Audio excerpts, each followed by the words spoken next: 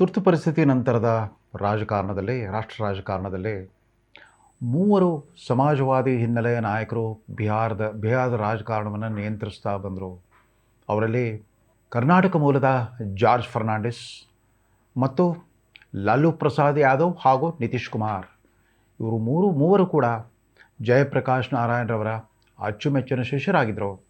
ಅವರ ನವನಿರ್ಮಾಣ ಕ್ರಾಂತಿಯಲ್ಲಿ ಸಕ್ರಿಯವಾಗಿ ಪಾಲ್ಗೊಂಡು ಅಂದರೆ ಪಾಟ್ನಾ ವಿಶ್ವವಿದ್ಯಾಲಯದ ವಿದ್ಯಾರ್ಥಿಗಳಾಗಿ ಲಾಲೂ ಮತ್ತು ನಿತೀಶ್ ಕುಮಾರ್ ಅಲ್ಲಿನ ವಿದ್ಯಾರ್ಥಿ ಸಂಘದ ಮುಖಂಡರುಗಳಾಗಿ ಆ ಚಳುವಳಿಯಲ್ಲಿ ಸಕ್ರಿಯವಾಗಿ ಪಾಲ್ಗೊಂಡು ತುರ್ತು ಪರಿಸ್ಥಿತಿ ಜೈಲುವಾಸ ಅನುಭವಿಸಿ ಬಂದವರು.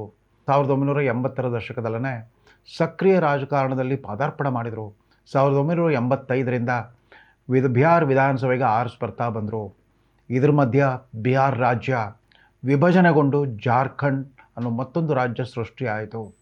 ಅಷ್ಟಾದಮೇಲೂ ಕೂಡ ಬಿಹಾರ್ ರಾಜ್ಯದ ಅಸೆಂಬ್ಲಿಯಲ್ಲಿ ಇವತ್ತು ಕೂಡ 243 ಸೀಟ್ಗಳಿದೆ. ಕರ್ನಾಟಕಕ್ಕಿಂತ ದೊಡ್ಡ ವಿಧಾನಸಭೆಯಲ್ಲಿದೆ. ಬಿಹಾರದ ರಾಜಕಾರಣದಲ್ಲಿ 2 ಮಹತ್ವದ ಸ್ಥಿತ್ಯಂತರಗಳು, ಅದರಲ್ಲೂ 1989ರಿಂದ 91ರವರೆಗೆ ನಡೆದ 2 ಬೆಳವಣಿಗೆಗಳು.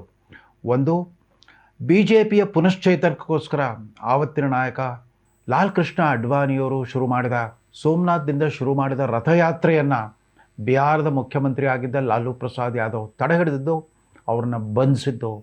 2ನೇ ಬೆಳವಣಿಗೆ, ಅವತ್ತು ಪ್ರಧಾನಮಂತ್ರಿ ಆಗಿದ್ದ ವಿಶ್ವನಾಥ್ ಪ್ರತಾಪ್ ಸಿಂಗ್ ರಾಷ್ಟ್ರ ಮಟ್ಟದಲ್ಲಿ ದಿಢೀರ್ನೆ ಇತರ ಹಿಂದುಳಿದ ವರ್ಗಗಳಿಗೆ ಮೀಸಲಾತಿ ಕಲ್ಪಿಸುವ ಮಂಡಲ್ ಆಯೋಗದ ವರದಿಯನ್ನು ಜಾರಿ ಮಾಡಿತ್ತು.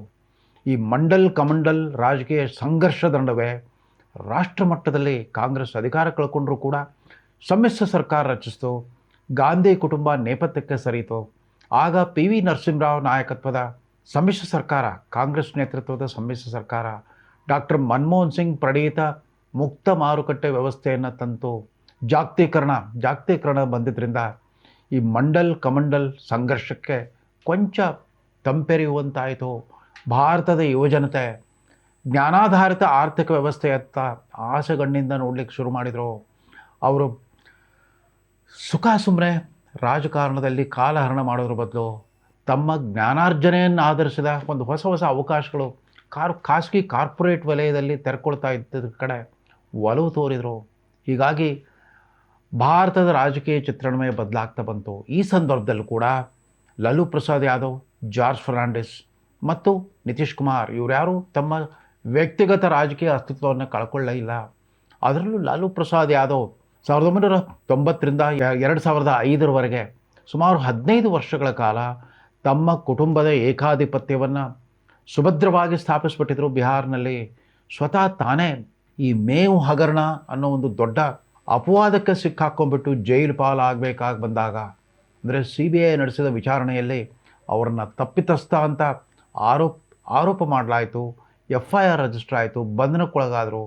CBIನಿಂದ ಜೈಲು ಪಾಲಾಗಬೇಕಾಗಿ ಬಂದಾಗ ಅಡುಗೆ ಮನೆಯಲ್ಲಿದ್ದ ತಮ್ಮ ಪತ್ನಿ ರಾಬ್ಡಿ ದೇವಿ ಅವರನ್ನೇ ಕರ್ಕೊಂಡ್ಬಂದು ಮುಖ್ಯಮಂತ್ರಿ ಮಾಡಿ ಕೂರಿಸ್ಬಿಟ್ರು.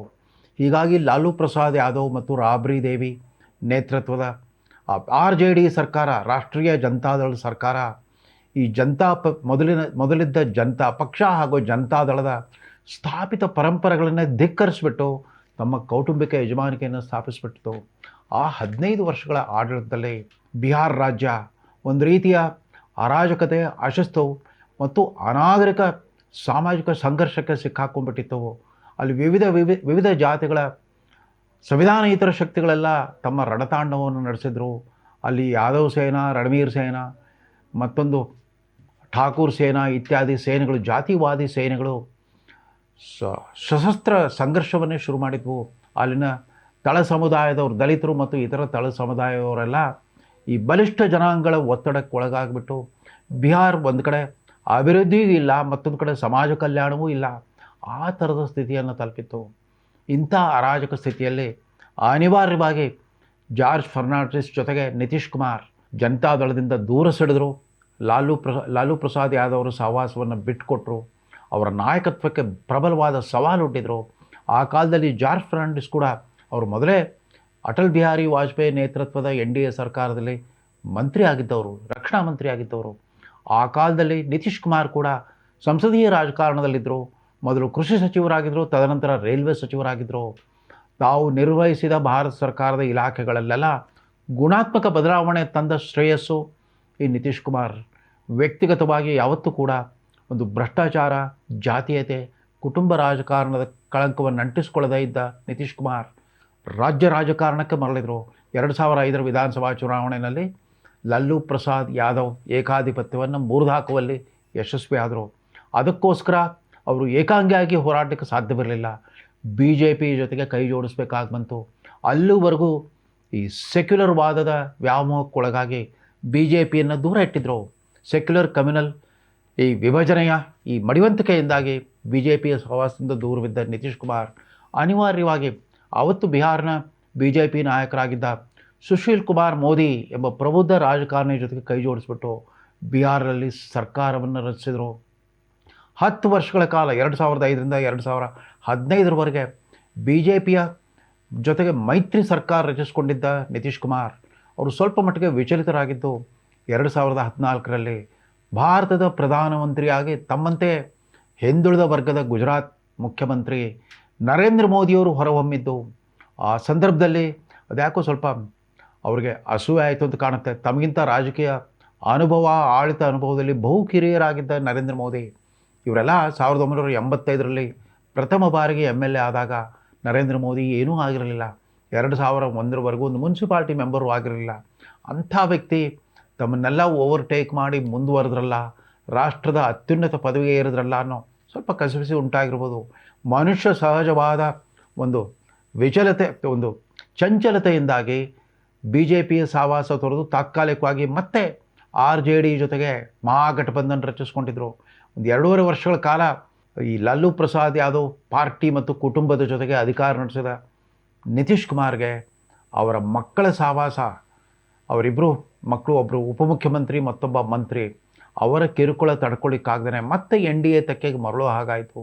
ಮತ್ತೆ 2020ರ ಚುನಾವಣೆ ನಂತರ ಮತ್ತೊಮ್ಮೆ RJD ಜೊತೆಗೆ ಕೈ ಜೋಡಿಸಿದ ನಿತೀಶ್ ಕುಮಾರ್ ಅಂತಿಮವಾಗಿ 2022ರಷ್ಟೊತ್ತಿಗೆ ಅವರಿಗೆ ಮನವರಿಕೆ ಆಗಿತ್ತು, ಈ ಯಾವುದೇ ಕಾರಣಕ್ಕೂ ಈ ಲಾಲೂ ಪ್ರಸಾದ್ ಯಾದವ್ರ ಕುಟುಂಬ ರಾಜಕಾರಣದ ಕಿರುಕುಳವನ್ನು ಸರಿಪಡಿಸ್ಲಿಕ್ಕಾಗಲ್ಲ ಅನ್ನೋ ತೀರ್ಮಾನಕ್ಕೆ ಬಂದುಬಿಟ್ಟು ಮತ್ತೆ NDA ತೆಕ್ಕೆಗೆ ಬಂದರು. 2024ರ ಲೋಕಸಭಾ ಚುನಾವಣೆಯಲ್ಲಿ ನರೇಂದ್ರ ಮೋದಿ ಮತ್ತು ನಿತೀಶ್ ಕುಮಾರ್ ಜೋಡಿ ಅಲ್ಲಿ ದಿಗ್ವಿಜಯ ಸಾಧಿಸ್ತು. ಅದೆಲ್ಲಕ್ಕಿಂತ ಮುಖ್ಯವಾಗಿ ರಾಷ್ಟ್ರ ಮಟ್ಟದಲ್ಲಿ ಹಿನ್ನಡೆ ಅನುಭವಿಸಿದ ನರೇಂದ್ರ ಮೋದಿ ಅವರಿಗೆ 303ರಿಂದ ಒಮ್ಮೆಲೆ 240ಗಳಿತ್ತು BJPಯ ಸಂಖ್ಯಾಬಲ ಲೋಕಸಭೆಯಲ್ಲಿ. ಆಗ ಆಸರೆಯಾಗಿ ಬಂದವರು ನಿತೀಶ್ ಕುಮಾರ್ ಮತ್ತು ಆಂಧ್ರ ಪ್ರದೇಶದ ಮುಖ್ಯಮಂತ್ರಿ ಚಂದ್ರಬಾಬು ನಾಯ್ಡು. ಹೀಗೆ JDU ಮತ್ತು TDP ಬೆಂಬಲದೊಂದಿಗೆ 3ನೇ ಬಾರಿಗೆ ಪ್ರಧಾನಮಂತ್ರಿಯಾದ ನರೇಂದ್ರ ಮೋದಿ ಅವರಿಗೆ ನಿತೀಶ್ ಕುಮಾರ್ ಪ್ರಶ್ನಾತೀತವಾದ ಬೆಂಬಲವನ್ನು ಕೊಟ್ಟರು, ಸಂಪೂರ್ಣವಾದ ವಿಶ್ವಾಸವನ್ನು ವ್ಯಕ್ತಪಡಿಸಿದರು. ಅಲ್ಲಿ ಡಬಲ್ ಇಂಜಿನ್ ಸರ್ಕಾರ ಅನ್ನೋದು ಸ್ಥಾಪನೆ ಆಯಿತು. ಕಳೆದ ವರ್ಷ ನವೆಂಬರ್ನಲ್ಲಿ ನಡೆದ ಚುನಾವಣೆಯಲ್ಲಿ ಈ ನರೇಂದ್ರ ಮೋದಿ ಮತ್ತು ನಿತೀಶ್ ಕುಮಾರ್ ಜೋಡಿ ಪ್ರಚಂಡ ಗೆಲುವನ್ನು ಸಾಧಿಸ್ತು. 243 ಸೀಟ್ಗಳ ಬಿಹಾರ್ ಅಸೆಂಬ್ಲಿಯಲ್ಲಿ, 207 ಸೀಟ್ಗಳು NDAಗೆ ಬರೋ ರೀತಿಯಲ್ಲಿ ಅಲ್ಲಿನ ರಾಜಕಾರಣ ನಡೀತು. ಅಂದರೆ 20 ವರ್ಷದ ಆಳ್ವಿಕೆಯ ನಂತರವೂ ಕೂಡ ನಿತೀಶ್ ಕುಮಾರ್ ಮೇಲೆ ಅಲ್ಲಿನ ಜನಸಾಮಾನ್ಯರ ನಂಬಿಕೆಯಲ್ಲಿ ಒಂಚೂರು ವ್ಯತ್ಯಾಸವಾಗಿರಲಿಲ್ಲ. ಅವರನ್ನು ದ್ವೇಷಿಸಲಿಕ್ಕೆ ಅಂಥ ಪ್ರಬಲವಾದ ಕಾರಣಗಳು ಯಾವುದೂ ಇರಲಿಲ್ಲ. ನಿತೀಶ್ ಕುಮಾರ್ ತಮ್ಮ ಪತ್ನಿಯನ್ನು 2007ರಷ್ಟು ಹಿಂದೆಯೇ ಕಳ್ಕೊಂಡ್ಬಿಟ್ರು. ಅವರ ಪತ್ನಿ ಮಂಜು ಕುಮಾರಿ ಸಿನ್ಹಾ ಅವರೊಬ್ಬ ಶಾಲಾ ಶಿಕ್ಷಕಿಯಾಗಿದ್ದರು, ಅಕಾಲಿಕ ಮರಣವನ್ನು ಒಪ್ಪಿದರು. ಅದಾದ ನಂತರ ಅವರ ಮಗ ನಿಶಾಂತ್ ಕುಮಾರ್, ಆತ ಬಿರ್ಲಾ ಇನ್ಸ್ಟಿಟ್ಯೂಟ್ ಆಫ್ ಟೆಕ್ನಾಲಜಿ ಮಿಸ್ಸೇರಿಯಲ್ಲಿ BTech ಪದವೀಧರ. ಅದೆಲ್ಲ ಮುಂಬೈನಲ್ಲಿ ಯಾವುದೋ ಕಾರ್ಪೊರೇಟ್ ಕಂಪ್ನಿಯಲ್ಲಿ ಕೆಲಸ ಮಾಡ್ಕೊಂಡಿದ್ರಂತೆ.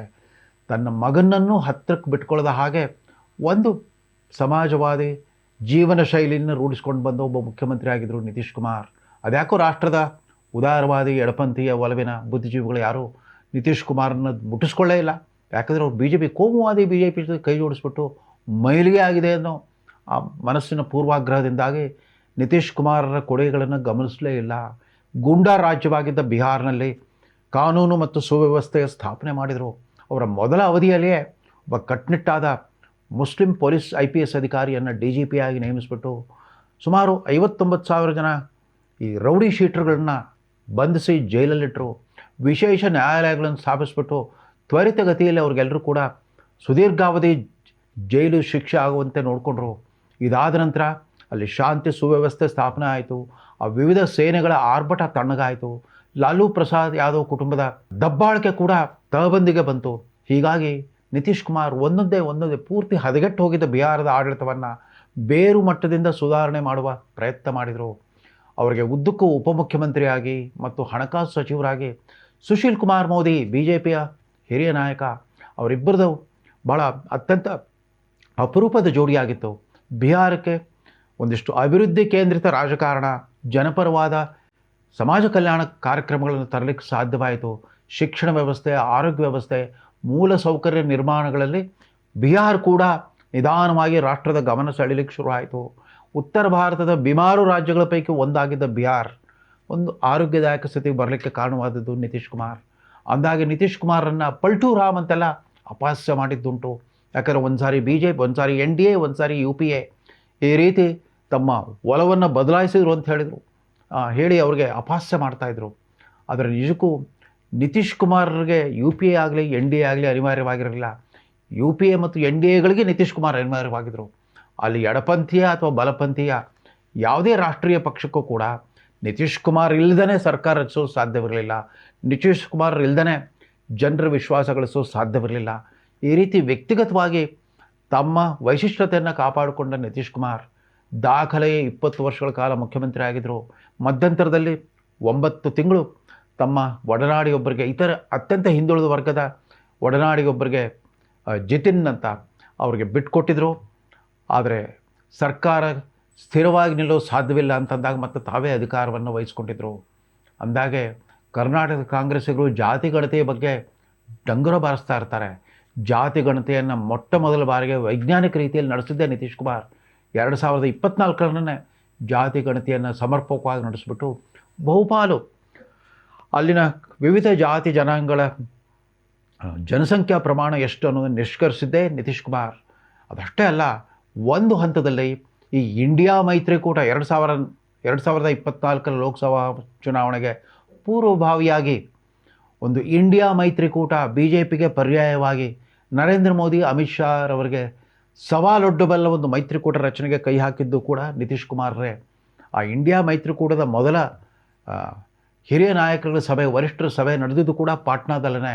ಆವತ್ತು ಪಶ್ಚಿಮ ಬಂಗಾಳದ ಮುಖ್ಯಮಂತ್ರಿ ಮಮತಾ ಬ್ಯಾನರ್ಜಿ ಮತ್ತು ದಿಲ್ಲಿಯ ಆವತ್ತಿನ ಮುಖ್ಯಮಂತ್ರಿ ಅರವಿಂದ್ ಕೇಜ್ರಿವಾಲ್ ನಿತೀಶ್ ಕುಮಾರ್ ಹೆಸರನ್ನೇ ಪ್ರತಿಪಾದಿಸಿದರು. ಅವರನ್ನೇ ಮುಖ್ಯಮಂತ್ರಿ ಅಭ್ಯರ್ಥಿಯಾಗಿ ಮಾಡೋಣ ಅಂತಂದಾಗ ಮೌನವಾಗಿ ಕೂತಿದ್ರು. ಕಾಂಗ್ರೆಸ್ ರಾಜ ಪರಿವಾರದ ಇಬ್ಬರು ನಾಯಕರುಗಳು, ಕಾಂಗ್ರೆಸ್ ಹೈಕಮಾಂಡ್ನ ಸೋನಿಯಾ ಗಾಂಧಿ ಮತ್ತು ರಾಹುಲ್ ಗಾಂಧಿ ಸುಮ್ಮನೆ ಕೂತಿದ್ರು. ಕಡೆಗೆ ಮಲ್ಲಿಕಾರ್ಜುನ್ ಖರ್ಗೆ ಅವ್ರ ಹೆಸರು ಬಂದಾಗಲೂ ಕೂಡ ಅವರು ಮೌನವಾಗೇ ಇದ್ದರು. ಹೀಗಾಗಿ ಕಾಂಗ್ರೆಸ್ನ ಒಳಗುಟ್ಟನ್ನರಿತ, ಅವರ ಒಳ ಉದ್ದೇಶಗಳನ್ನರಿತ ನಿತೀಶ್ ಕುಮಾರ್ ಇಂಡಿಯಾ ಮೈತ್ರಿಕೂಟದಿಂದ ದೂರ ಸರಿದು ಮತ್ತೆ ನರೇಂದ್ರ ಮೋದಿಯವ್ರ ಜೊತೆಗೆ ಒಂದು ಶಾಶ್ವತವಾದ ಸಂಬಂಧಕ್ಕೆ ಮರಳಿ ಬರೋ ಹಾಗಾಯಿತು. ಹಾಗೆ ಸಾಕಷ್ಟು ನೀರು ಹರಿದುಬಿಟ್ಟಿದೆ. ಅವರು ಮತ್ತೊಮ್ಮೆ ಪ್ರಚಂಡ ಬಹುಮತದೊಂದಿಗೆ ಮುಖ್ಯಮಂತ್ರಿ ಆದರು. ಅಷ್ಟೊತ್ತಿಗಾಗಲೇ 75ನೇ ವಯಸ್ಸಿಗೆ, ಅಂದರೆ ಅದುವರೆಗೂ ಸಾಕಷ್ಟು ದೈಹಿಕ, ಬೌದ್ಧಿಕ ಮತ್ತು ಮಾನಸಿಕ ಒತ್ತಡಕ್ಕೊಳಗಾಗಿದ್ದ ನಿತೀಶ್ ಕುಮಾರ್ ಅವರಿಗೆ ವಯೋಮಾನ ಸಂಬಂಧಿ ಕೆಲವು ಕಾಯಿಲೆಗಳು ಬಾಧಿಸ್ತಿರೋ ಹಾಗೆ ಕಾಣುತ್ತೆ. ವಿಶೇಷವಾಗಿ ಅವರಿಗೆ ಒಂದು ರೀತಿಯಲ್ಲಿ ಡೆಮೆನ್ಷಿಯಾ, ವೃದ್ಧಾಪ್ಯದಲ್ಲಿ ಬರುವ ಕಾಯಿಲೆ ಲಕ್ಷಣಗಳು ಗೋಚರಿಸ್ತಾ ಇದ್ದಾವೆ. ಅವರ ಇತ್ತೀಚಿನ ಕೆಲವು ಸಾರ್ವಜನಿಕ ನಡವಳಿಕೆ ಬಗ್ಗೆ ಜನಕ್ಕೆ ಅನುಮಾನ ಹುಟ್ಟೋಗಾಗಿತ್ತು. ಅದೇನೇ ಇದ್ದರೂ ಕೂಡ ಒಬ್ಬ ಸಮಾಜವಾದಿ ಮುಖ್ಯಮಂತ್ರಿ ಹೇಗಿರಬಲ್ಲ ಅಂತ ಒಂದೇ ಒಂದು ಭ್ರಷ್ಟಾಚಾರದ ಹಗರಣ, ಅದರ ಕಪ್ಪು ಚುಕ್ಕೆ ಅಂಟಿಕೊಳ್ಳದ ಹಾಗೆ ನೋಡ್ಕೊಂಡು ಬಂದ ನಿತೀಶ್ ಕುಮಾರ್ ಅತಿ ಹಿಂದುಳಿದ ವರ್ಗ ಅಂತ ಗುರುತಿಸಿದ್ರು. ಹಿಂದುಳಿದ ವರ್ಗಗಳಲ್ಲೇ ಒಳ ಮೀಸಲಾತಿ ತರೋ ಒಂದು ಪ್ರತ್ಯಕ್ಷ ಸಾಹಸವನ್ನು ಕೂಡ ಮಾಡಿ ತೋರಿಸಿದರು. ಇವತ್ತು ಕರ್ನಾಟಕದ ಸಿದ್ದರಾಮಯ್ಯ ಸರ್ಕಾರ ತೊಳಲಾಡ್ತಾ ಇದೆ. ತಾನೇ ತಂದಿರೋ ಒಳ ಮೀಸಲಾತಿ ನೀತಿಯ ಅನುಷ್ಠಾನಕ್ಕೆ ಹಿಂದೇಟು ಹಾಕ್ತಾ ಇದೆ. ಬಿಹಾರ್ನಲ್ಲಿ ಜಾತಿ ಗಣತಿ ನಡೆಸಿದ್ದಾಗಿದೆ, ಒಳ ಮೀಸಲಾತಿ ಅನುಷ್ಠಾನವಾಗಿದ್ದು ಆಗಿದೆ. ಜೊತೆಗೆ ಅಲ್ಲಿ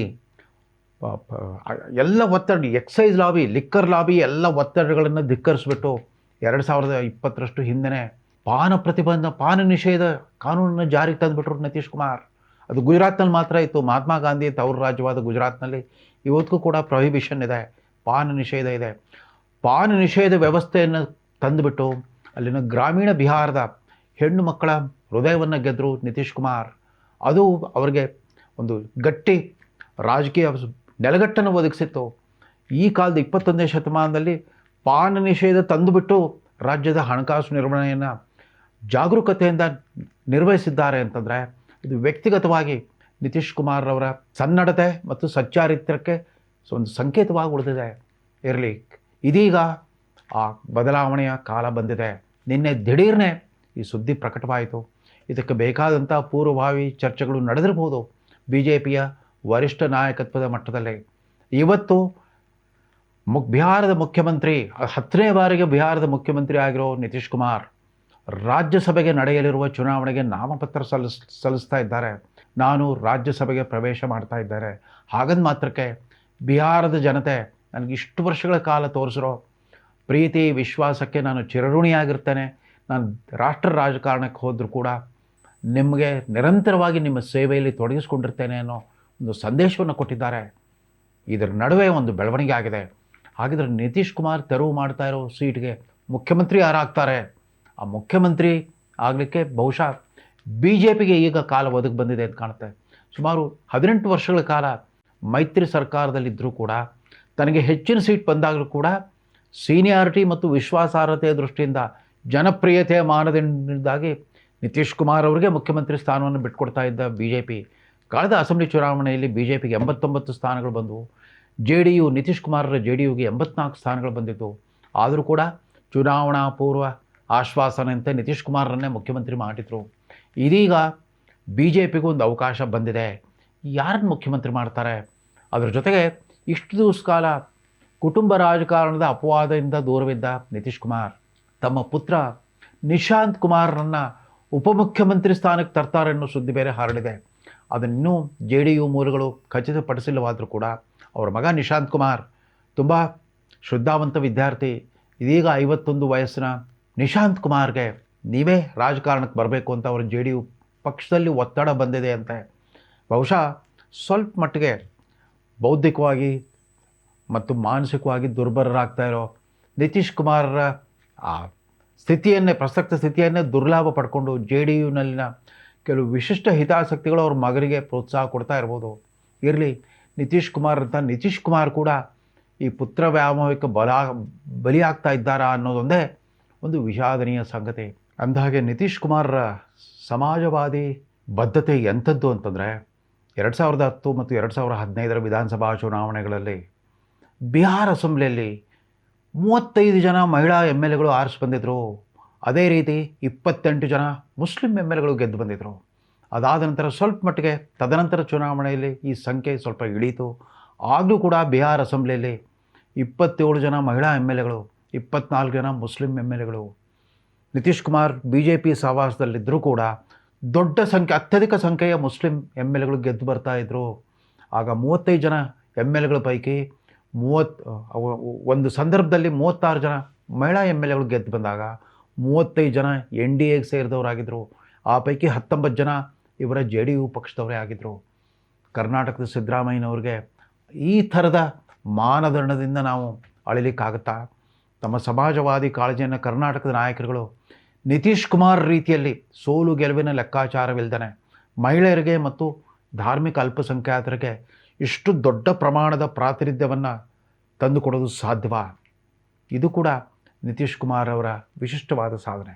ನಿತೀಶ್ ಕುಮಾರ್ ಸ್ವತಂತ್ರ ಭಾರತದ ರಾಜಕಾರಣದಲ್ಲಿ ಗಮನಾರ್ಹ ರಾಜ್ಯ ಮಟ್ಟದ ನಾಯಕನಾಗಿಯೂ ಕೂಡ ರಾಷ್ಟ್ರ ರಾಜಕಾರಣದಲ್ಲಿ ತಮ್ಮ ಪ್ರಭಾವವನ್ನು ಉಳಿಸ್ಕೊಂಡ ಹಲವು ವಿಶಿಷ್ಟ ವ್ಯಕ್ತಿತ್ವಗಳ ಪೈಕಿ ಒಬ್ಬರು.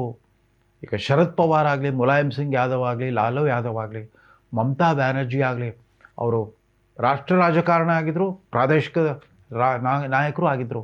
ಪ್ರಾದೇಶಿಕ ಪಕ್ಷಗಳ ರಾಷ್ಟ್ರ ನಾಯಕರಾಗಿ ಇವರೆಲ್ಲ ವಿಜೃಂಭಿಸಿದ್ದುಂಟು. ನಿತೀಶ್ ಕುಮಾರ್ ರಾಜ್ಯಸಭೆಗೆ ಪ್ರವೇಶ ಮಾಡಿದ ಮೇಲೆ ಕೇಂದ್ರ ಸಚಿವ ಸಂಪುಟವನ್ನೇನಾದರೂ ಪ್ರವೇಶಿಸ್ತಾರಾ? ಅದು ಕೂಡ ಕುತೂಹಲಕಾರಿ ಪ್ರಶ್ನೆ ಅಂತ ಹೇಳ್ತಾ ಈ ಸಂಚಿಕೆಯನ್ನು ಮುಗಿಸ್ತಾ ಇದ್ದೇನೆ. ನಮಸ್ಕಾರ.